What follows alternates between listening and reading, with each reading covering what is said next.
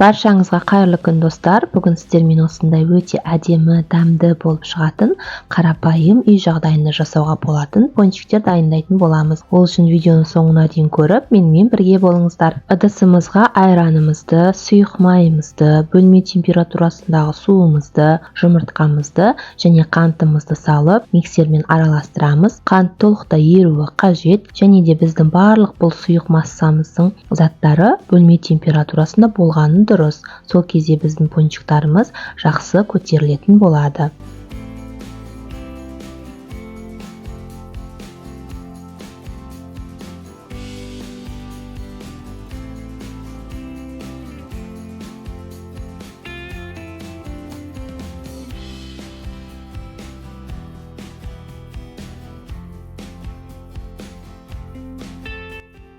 Бөлек ыдысымызға електен өткен ұнымыздың үстіне қопсытқышты салып, екеуін жақсылап араластырамыз. Араластырып болғаннан кейін сұйық массаның үстіне барлық ұнды салып, миксердің көмегімен тағы да араластырамыз. Ең бастысы біздің қамырларымыз түйіршік болып қалмауы қажет. Сол жағына аса мән беріңіздер. Осылай саламыз ұнымызды, енді миксермен жақсылап араластырып аламыз. Бұл пончиктар өте қарапайым, және бұл пончиктің рецепттерінен сіздер кекс дайындасаңыздар да болады. Өте дәмді болып шығады.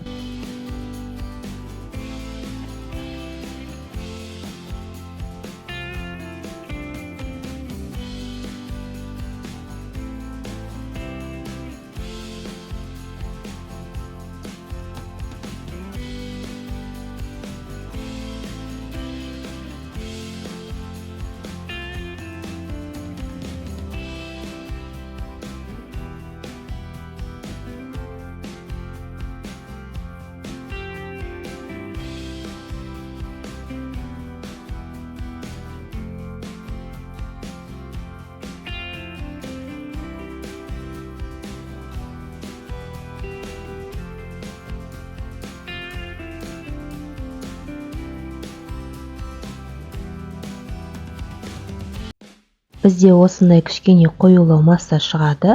Енді бұл массаны кондитерлік мешокқа құйып алып, арнайы осындай пончик пісіретін формаларға орналастырамыз. Әрине қасықпен салса да болады, бірақ ол өте ыңғайсыз және көп уақытты алады. Сондықтан осылай кондитерлік қапшыққа салып алып, құйғаныңыз өзіңізге өте ыңғайлы болады. Мендегі форманың көлемі стандартты, 7 сантиметрлік диаметрдегі формалар. Осы формаға салып, қазір пончиктарды пісіріп алатын боламын. Міндетті түрде пешімізді алдын ала қыздырып қоямыз. 180 градуста сарғайып, әдемі болып піскенше пісіріп аламыз. Әркімнің пеші әртүрлі болғандықтан, уақытты өздеріңіз қадағалап отыруларыңыз қажет.